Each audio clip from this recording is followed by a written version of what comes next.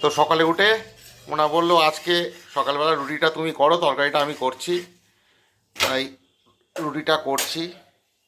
মোটামুটি খুব একটা খারাপ আমি করি না, তবে হ্যাঁ, খুব ফোলা ফোলা যে হয় ব্যাপারটা ঠিক তা না, কিন্তু হয়। একেবারে না খাওয়ার মতো হয় না, খাওয়া যায়।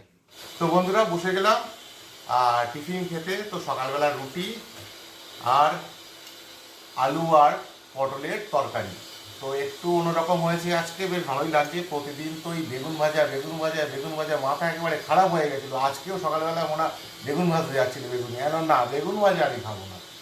আসলে কী হয়েছে, ওই বেগুনটা কেটে জাস্ট হলুদ মাখিয়ে তেলে দিলেই হয়ে যায়, মানে খুব তাড়াতাড়ি হয়ে যায়, শর্টকাটে হয়, কোনো খাটনি নেই। আর আমার প্রতিদিন সকালে বেগুন ভাজা খেতে হয়। তো আজকে ওনাকে একটু জব্দ করলাম, বললাম যে তরকারি ছাড়া আমি খাবো না। তো শেষ পর্যন্ত ওরা আলু কেটে পটল কেটে সুন্দর করে একটা তরকারি বানিয়েছে আর কি। তো কীরকম বানিয়েছে একটু খেয়ে দেখি। আমার ওপরে আবার রাগ করে বানিয়েছে তো।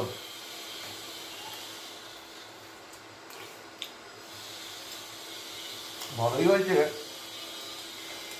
মানে একদম জলের মতন তরকারি, এরকম পুরো জল, মানে ঝোল না জল। তো যাই হোক, সকালবেলা একটু হালকা পাতলা খাওয়া ভালো। দুপুরবেলা আজকে তো আবার খাবো সেই শ্বশুর বাড়ির থেকে আমরা মালাইকারি। তো সকালটা একটু হালকা পাতলা খেয়ে নিই, আর কি করা যাবে। আমার শাশুড়ি মাও জানে যে আমার মেয়ে আমার জামাইরে কিছুই খাওয়াবে না, সেই জন্য সব ওখান থেকে পাঠিয়ে দেয়।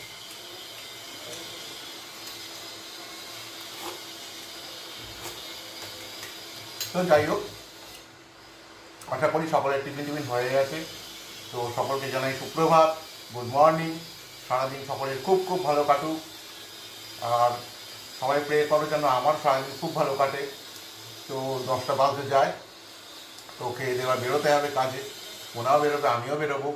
তো পরে আবার দেখা হচ্ছে, টাটা।